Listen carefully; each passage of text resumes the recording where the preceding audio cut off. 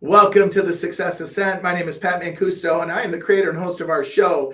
And today we welcome a very special individual. He's going to talk to us about how we can transform our lives in 21 seconds. And I can't wait to hear this. So let me introduce you to Blaine Oelkers. Blaine is America's Chief Results Officer. And I love that. So we're going to probe into that. He's also a leading authority on personal implementation. He's an expert on creating a valuable business and business in doneness, as he calls it. He's always loved to help people get results and knows which habits bring success and results and how to create them instantly and stick with them for a lifetime. He's also a TEDx speaker. We're going to talk a little bit about his TEDx talk, and he's co-authored 3 books. Is a graduate of Purdue University. We won't hold that against you as a gopher, Blaine. A graduate of Purdue University and Stanford University Social Entrepreneurship Program. So Blaine, welcome to the show. Pat, thank you for having me on the show. I am excited to be here. And first of all, I want to thank you I know this takes time, energy, and effort to put these shows together. So thank you for doing that. Your shows have a big results ripple out there in the world. So appreciate you doing that, but excited to be here and to maybe add some value to your listeners' lives today. Well, thanks, Blaine. I know you're going to add a ton of value. So I always like to have a little fun with my guests before we start. I always say, okay, that was Blaine on paper. Tell us something about Blaine that people may not know, or just something fun about Blaine. All right. So I'm going to give you two items that most people don't know. Over-delivered already. One is that, so I was born and raised in New Jersey, went to high school in New Jersey, met a very long time ago, but I was captain in our high school. I was captain of the ultimate Frisbee team. So if you want to throw the disc, I'm your guy. That's number one. Most people know. And the second one is the one I use when people say something interesting about yourself. And I say, well, I legally married my wife on her 7th birthday. Now this, so sometimes people are not really sure. My wife says, that makes you check the comments. I'm going to check. We're live streaming here. I got the comments open. I'm ready. My wife says, that makes you seem weird. And then now, but the key is that she is a beautiful leap day baby. So she was 28 years old, but it was her 7th birthday. But she was 28 years old. We have 30 years of marriage in now. So I'm doing something right there, but that's kind of a unique thing. So every 4 years, so we don't have her birthday and our wedding anniversary is only every 4 years. So it gets a little wild during leap years, but we really do enjoy that. That's fun. Well, we have something in common. My parents were married on leap year. And nice. So, yeah, I don't do the math on that anymore. So, but it's all good. So, Blaine, the focus of our show, The Success Ascent, is to help entrepreneurs, in their journey of success. And the ascent is going up. We always know that, that entrepreneurial journey is not always up. Sometimes it's sideways. Sometimes it's backwards. But the goal is to help inspire people and learn and cut down the curve of learning, if you may. So let me ask you this. Let's start with your entrepreneurial journey. What got you involved in entrepreneurship or, owning a business, if you may, or starting a business? Like, where do you think that started? Yeah, I mean, you can go all the way back into the childhood. I always was somebody that kind of wanted to do my own business. But the pivotal moment for me, what I call the moment of dawning comprehension, where the emotion to have the business got high enough, happened about 28 years ago when I came home from a business trip. I was working a corporate job at the time. And my son, Bo, he was 1 year old, and he kind of like gave me the cold shoulder. And I was like, hey, Beth, what's going on with Bo? And she's like, well, you were gone so long, he kind of forgot who you were. I'm like, what? So that hit me really hard. Then I realized both my parents worked. So I came home to an empty house, and I made a clarifying decision that night that no matter what it was going to take, I was going to work from home. Now, in the end, working from home really meant doing my own business. So I started 2 different businesses, and, they were both successful enough that a year later, took me a year, that we had saved up enough money and my wife felt secure enough that I left that full-time job and got into business ownership and then never turned back. And so within a year, I was probably making 3 times what I was on that job. Now it was a tough that year, but while I was doing all 3, 2 businesses and the baby and my regular job, I mean, that pushed our marriage to the brink, but we made it through that. And now I've been kind of the work from home dad for the last 27 years or so. So that really made a difference. And now when I think about it though, like I stay a business owner for the control, like being, Yep. staying in control of my schedule. People can't tell me what to do, when to do, where to do it. I tried to get into businesses and are still in businesses today that have no daily operations. So I think that's helpful. But Yep. it made a big difference for me. So let me ask you this, by the way, congratulations. Obviously, there's a huge percentage of businesses that fail, and they fail because they're not willing to do whatever it takes, right? And you did, and you said, hey, I'm gonna, build this foundation. And then once I feel, once I've got that foundation built, boom, I'm out of here and I'm on my own deal. So as a CEO, as an entrepreneur, as a business owner, what would you say has been your biggest ceiling that you hit, and how did you break through it? Yeah, I think for me, there are plateaus. There are plateaus in your business. And what I kind of learned from one of my mentors, one of my favorite human beings, on the planet is this guy named Jim Rohn. So you may or may not know Jim Rohn, but he always talked about like, enjoy the plateau, Right. and my wife is very helpful. I could probably, type A, I could work all the time, Sure. 24 hours a day. And working from home did help me to have more time with the family because, but I could also work a lot. So you had to juggle that stuff. But I learned early on to enjoy the plateaus for a little while. Then, kind of reassess, take a look at the next mountain, and then get recommitted to climb that mountain, for whatever the reason is. Right. But for me, I think enjoying the plateaus and kind of giving myself a little bit of a rest, and a little bit of a stop and a little bit of a breather before then putting the pack back on and start to climb the next mountain. I think that's kind Sure. of helped me the most kind of throughout the last, couple decades. Yeah, I have this philosophy: you have to slow down to speed up sometimes to maximize your speed. And in my coaching and consulting, there's a lot of CEOs and business owners who struggle with that piece to slow down, Yeah. because they think they're going to fall behind. In all actuality, you get ahead by doing that. So Yeah, let me ask you. and I Go think ahead. one other thing would be, knowing when to quit, right? I mean, that is, a lot of Yeah, people say quitters never win, winners never quit. That's not true. Winners quit all the time when you're right. either in the wrong business model Exactly. or it's just not right for you, right? And so I had Yeah. times where I probably lingered in certain business endeavors and businesses longer than I should have, but not being afraid to quit and to start something new, when it comes time. Now you got to push through some hard times as well. And you got to Right. keep moving forward, but knowing when to quit, and maybe it's just when to quit a certain part of the business. But I Sure. think that's also something that kind of comes with experience. But if I could talk to my younger self, it'd be like quit sooner on those ones that feel like a road south when you're headed north. Well, it's funny, you talked about your younger self. We're going to ask you to come back and circle that. Let me ask you another question. What do you think has been, if you look back and said, that was my biggest mistake that I learned from in your entrepreneurial journey? What would that be? Yeah, and I was lucky enough to have this occur at the very beginning of my entrepreneurial career. And so I mentioned that I was working this job, right? And I wanted to own my business. So I started two businesses. Now, one of those businesses that I started when I wanted to, be a work from home dad, one of them I started with a friend of mine. And the biggest mistake that I made there was we set up a 50-50 partnership Mm, without yep. any pre-thought about how this thing's going to end. Yep. And so for me, that was a big lesson. And from that very first business, since then, I've never done a 50-50 deal. Now I'll do a 49-51. And if I'm the 49, I know where I stand, in the Right. deal. I'd rather be there. If you are going to do a 50-50, I would predetermine how that's going to end, how one person's going to buy out the other or what, because that got, we both had different ideas on what the value of the business was, and things Yes. just drift over time. So that was probably the biggest thing is know where you stand. And I think at whatever cost, own your business, own 51, or more percent of your business, and let the decisions on that business rest with you.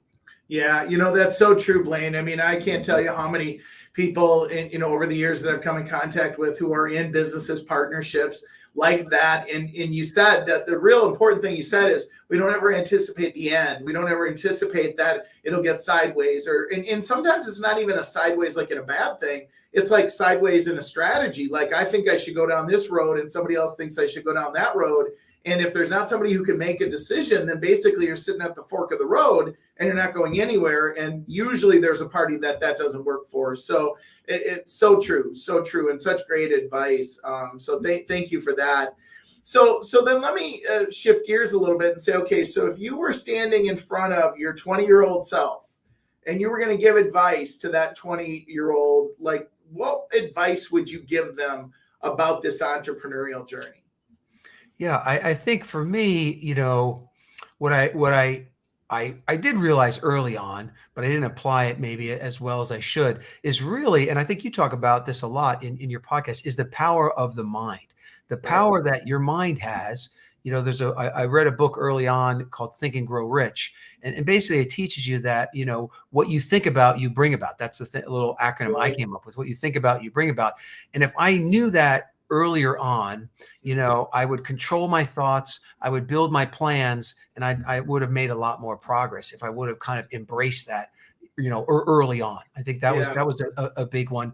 And, the other big one I got from Jim Rohn, and he says, it doesn't really matter what happens to you that determines your life outcome. It's what you do about what happens. So everybody's got bad stuff that's going to happen and good stuff and all that. But he called it kind of the set of the sail, like you're in a little sailboat. It's the set of the sail that determines where you end up. And so it's your response to what happened. And when I got that, it was a little later in life when I realized that, I stopped worrying and I started performing better, because it was like, stuff's going to happen, but it's my response to what happens. That's what makes the difference, not the thing that happens. And there's opportunity, in everything, even in the bad stuff. Absolutely. Well, and I've heard this said in a number of different ways, but basically, if there's stuff that's not happening, you're probably not pushing the envelope enough. You're probably not challenging the business enough. And that's not a good thing either. So, and those are just growth opportunities, if you may, which, every CEO needs that, or business owner needs that growth opportunity to be prepared for the big one, if you may, the big challenge that's going to face them. So let's shift gears a little bit. So first, I got to ask you, I'm sure you've been asked this before. So you're the chief results officer and you've got this trademark thing, copywritten thing. Where did that come from? Where did that start? So I got into owning my own business, and then I created a business. I did some exercises about, clarity and what do I really want? Why has God put me on the planet? Things like that. And so when I realized that I wanted to help people take control of their lives by taking control of themselves. So I started a training company called Selffluence. So that's a company that I own, that most of my efforts go towards today. So I started helping people get results, but I actually started working with a lot of mastermind groups of business owners. So like a group of all attorneys or all dentists. These business owners, they'd have a mastermind, but they wanted to ensure that they each individually were getting the results, that they were moving the needle. And so I was helping them get results, and they started calling me, hey, you're our chief results officer, and I said, well, that's a good, I like that. And so I went and I saw no one else was using it. So I went to the patent office, United States Patents Office, and I patented, got the registered trademark, the R with the circle, which holds a lot of power. And now I can say I'm America's only chief results officer. And so that kind of stuck with me. And I really think that's kind of why I'm here. So it feels really good to help people, get results. I love it. I love it. Half of success in business is marketing, right? And what a great opportunity to market. So you're doing some great stuff now. And when we were doing research and on, having you on, there were some things that caught my eye that I wanted you to talk about. So let's first talk about, you talk about creating new habits in just 21 seconds, not 21 days. And, we all have habits, right? We have good habits. We have habits that don't benefit us. But let's talk about, how do you do it in 21 seconds? Okay, so great point now. And you bring up a good point here in the fact that there's two different things here. There's creating new habits that you want, and then there's something called bad habit elimination. That's something totally different. So let's talk about creating new habits, because this is where a lot of your success comes from, the habits, whether you start them or you just end up, getting them by default. It's your habits that create a lot of success. And so you hear this, some people say it takes 21 days to create a new habit. They lied to you. I apologize for that. I am sorry for that. It does not. You can actually create new habits in just 21 seconds. And a lot of the stuff that I teach with self-fluence is this concept of you already have what you need. Like you already know how to be a habit master, and you just maybe forgot a little bit, and you need a little power. And so this concept of the 21-second habit is also something that needs no willpower. No willpower at all. So let me share a story with where this came from and how I kind of discovered it. Is my wife, and luckily this is past tense, she used to have nearly daily migraine headaches. So the doctor said, look, here's this log.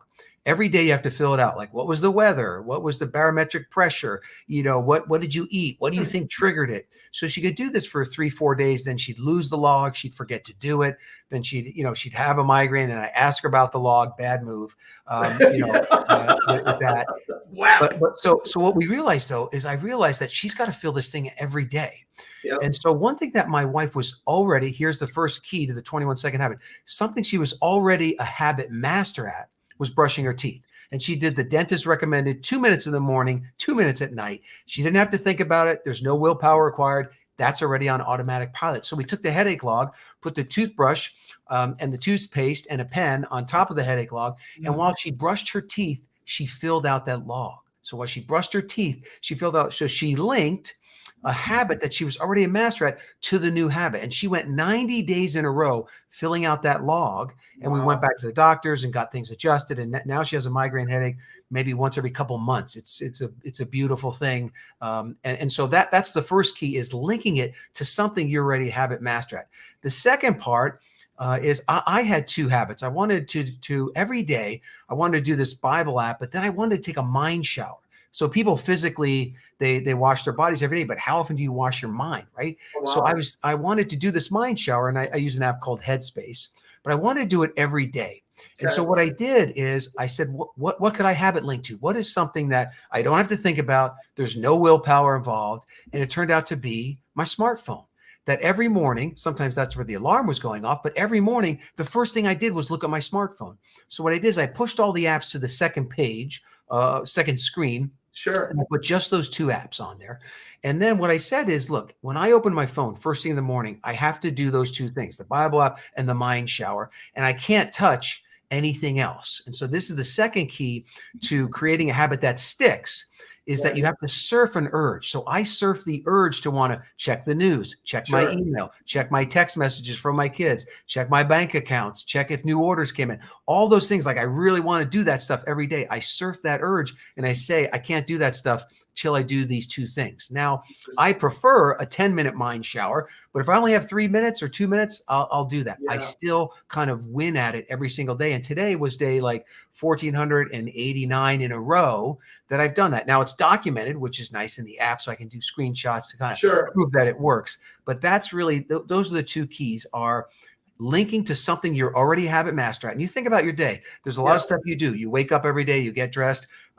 One client of mine, she really wanted to plan her day. She just wasn't planning her day. So she habit linked that to her coffee. So the first thing in the morning, before she's allowed to take a sip of coffee, the list has to be started, right? So what you link to, but then surfing the urge. She had the urge for the coffee. I had the urge to look at my phone. My wife kind of had the urge to get her teeth clean. Like she just want to go to bed with a gritty teeth feeling, right? So that's really the key. And I tell people, look, now you can take control of those habits, and you can, as you're linking habits, it is true. It's actually 60 days. The science says, but after you do something for about 60 days in a row, then it really is kind of automatic pilot. But with the habit linking and surfing the urge, anybody can have a new habit in 21 seconds. That's just amazing. So I have two questions for you. One is it like no good to link to a bad habit? Like, let's say I have a bad habit, right? And if I want to start a different habit, like intuitively, it tells me that's not a good thing. Well, so part of what you're saying is right. Now, this is a different conversation, this bad habit elimination. Okay. But there's 3 keys and maybe 8 tips to bad habit elimination. But one of the 3 keys to bad habit elimination is a substitute habit. Right. Okay. So if you can almost poison the bad habit by every time the bad habit comes, you link in a good habit. Now, you could try to link it in on the front end of the bad habit, so you don't do it quite as much. But even if it was on the back end, if it's still something that happens every day, every day, you're having a cigarette and you really don't want to, Right. you could link to that because it is something that is happening, right? Okay. But having a substitute habit is really key. So for Okay. like cigarette smoking, some people will substitute exercise. So when they feel like a cigarette, they do some jumping jacks, they do some push-ups, they do something. But that's a big key to the bad habit is substitution. Also having a big why, like a reason why. That's another key. And then the third key is minimizing or removing cues and triggers. So we're all human. We have a bad habit and we try to stop it. But when it comes back, typically, if you think about it, there's some cue, Sure. or trigger that made that happen. So if you can minimize that or eliminate it, then you stand a better chance. So an example of that might be if I wanted to stop smoking, eliminate the trigger or the cue would be to not have any cigarettes in the house.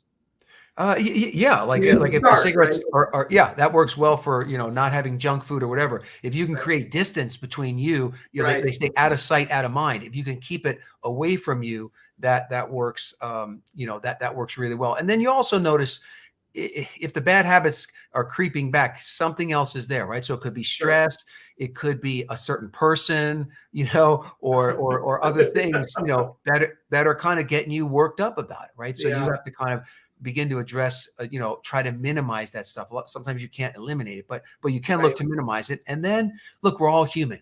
So you just want to get back on the horse and ride again. So we got a new streak. You made it 3 days. Let's try to make it 4 now, right? You're just trying to better your best and keep moving forward. As Rocky has this great speech to his son, and he says, it's not how hard you get hit, it's how hard you can get hit and keep moving forward. So anyway. I love people from the East Coast. They never lose that accent. They never ever. The New Jersey accent was right there. When I hear him, I don't have it a lot, but if I start talking about my daughter, then yes, things start to come out. Your daughter. Okay, so let me ask you one other question. So the surf, you called it surfing the urge. So you have an urge to do something and you surf that urge. Is that willpower? Is that where willpower comes in? Well, there isn't there a little bit, but you don't need willpower when you're linking it to the other habit. But willpower probably comes in a little bit there when you decide not to just forget it and bag it, right? So for example, in my phone, I could just say, I'm not going to do it today, and I'll just skip those, right? So there's a little bit of willpower, but there's a little bit of more so a commitment to yourself, right? And there's a faith in yourself. And what's interesting, I always say win early, win often, but you want to dial down the resistance, right? Small enough that you will win, because if you get 3-4 days in a row, the confidence and faith in yourself goes way up. Way up. So what I might do is if I cheat and I didn't do my mind shower, let's say, then I would drop it down to a 1-minute mind shower. I mean, I can do a 1-minute mind shower. I got 1 minute, for sure. And so I'll go down to that, and then I'll kind of get my muscles built down there, and then start to turn the resistance back up and go to 2 minutes or 3 minutes or 5 minutes. Makes sense. Makes perfect sense. So this one last piece I want to talk to you about. So you did this TED Talk, and you talk about result techniques which activate your mind with your top goal over 100 times a day. Tell me about that. Yeah. So TED Talk, if you're not familiar with it, it's a talk where you have one big idea to share, and you have a limited time to do it, and you have to stand in this red circle. So I kind of like to move around a lot. So it was a little tough for me, but it was a bucket list item. And what I shared some stories about myself, but the main thing I shared was this concept of Waiteba. What you think about, you bring about. And we talked about the reticular activating system, which is at the back of your brain. And that's a system that kind of lets things into the conscious mind. And so the more you can program or remind yourself of who you want to become, what do you want to bring about? I call it the bring about statement. The more you can remind yourself of that stuff, the more your subconscious mind will feed you things to act upon, right? So what you think about, you bring about. Like there's still an action component here. It's not just all law of attraction here. It's you have to take action, right? You're going to get some actions. But the way that you can remind yourself is to use that tool that we talked about earlier, and that is your smartphone. And so what I had people do during the TED Talk is I passed out cards, and we talked about how the mind was like a garden and how do you plant stuff in that mind. And I had people write, what is one thing you want to bring about And so you write that on the card, and then everybody took a picture of their card, Okay. and they made that their unlock screen. And that's the key, because what happens is, and now if you have an iPhone, it tracks how many times you unlock your phone. But the average person sees their unlock screen 60 to 160 times a day. Oh, Now, no initially you'll way. see it. You'll Oh see my it God. consciously, right? Oh my But subconsciously you'll keep seeing it. Now I switch mine up, and I switch the wording, and I have some stuff for my family. Yeah. I make like a little custom graphic, but it's that unlock screen. And now I ask people, I say, what's on your unlock screen? And either A, it's the default screen, or B, it's like a family picture or something like that, which is great. But then I said, look, why don't you do half family picture, half the thing you want to bring about, because you're seeing it so many times a day. Yeah. Oh my gosh. Oh my gosh. What a simple, I in our work and the things that I've done over the years, I'm very familiar with the reticular activator. And I just never thought of that piece of taking the goal and put it in on the 60 to 100 times a day. I mean, that's crazy. Yes. So now I go and I look at my phone, which is right here, and I have a picture of myself, but I have the wrong picture of myself. I want the picture of myself that's not the Bitmoji. I need the real picture of myself. Geez, that's just so simple. I'm sure it was an amazing TED Talk. Well, so Blaine, you know what? I mean, oh my gosh, you've delivered such amazing content. So I'm going to put you on the spot for a couple of last pieces. I ask every guest, what's the best advice you've ever been given? Either business or personal. Yeah. I mean, I think for me, Jim Rohn was my top mentor. And so I got to meet him. I got to host him at events, share the stage with him. And if you don't know who Jim Rohn is, I'd look him up. You need to go find out. Yeah, exactly. Yeah, he's really good. And he told me a lot of things. But the one in business that stuck the most with me was, he said that profits are better than wages. Right. And he said, wages, you can create, wages can feed you and stuff, but profits can create a fortune.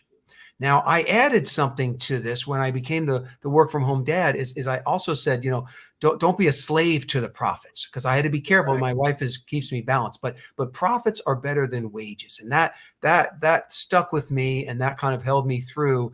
And then I went on to realize, I wanted to be around for my kids, but I also wanted control. And most entrepreneurs, they want like schedule control, life control. And I would work really, really hard to make that profit, to make sure that I could keep that control. But profits are better than wages. What's funny and somewhat ironic is that a lot of entrepreneurs want the freedom, want the control, and yet they don't have any, because of the challenges that, they're just entrepreneurs, right? They're great at something, and they're the other things that they're challenged by is what they need the help on, if you may.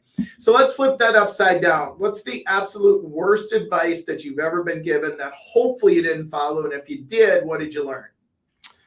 Well, let's see. So I mean, I've processed advice pretty well, but I think when I look back with like raising my own kids, my wife and I, the biggest kind of regret we had there was that we didn't share enough of the losses, of the times things didn't work out, and we really didn't tell them, and our failures. And I wish I would have shared more of those failures, and realized, one, they're going to learn. I missed the opportunity to teach them so much by not showing the failures. And two, I didn't show my humanness, that we're all human. We're all going to fail. So now, I almost, I kind of embrace my failures a lot more, but I wish I would have done it more as a parent and shared that. And you're much more relatable when you're human too. So, I think that was probably my biggest. It's an interesting dynamic, right? As a parent, you want to protect them. And yet at the same time, part of protecting yourself is experiencing some things. It's an interesting perspective. Well, Blaine, I'm going to ask you for a final thought here. I'm just going to do a little PSA and just thank our listeners. We so appreciate your support, your following, your comments, your feedbacks, your ratings, all the things that happen. We're at all the major sources. You can also go to our website, thesuccessascent.com, and you can get updates there, listen to all of our prior podcasts, and any of the sources, all the major ones. Certainly we are there. And so, and tell your friends, share these. We're really excited about what we're doing, and we're getting some great feedback from a lot of people, and we're having some amazing guests like Blaine, and just some of our past guests are just frankly rock stars.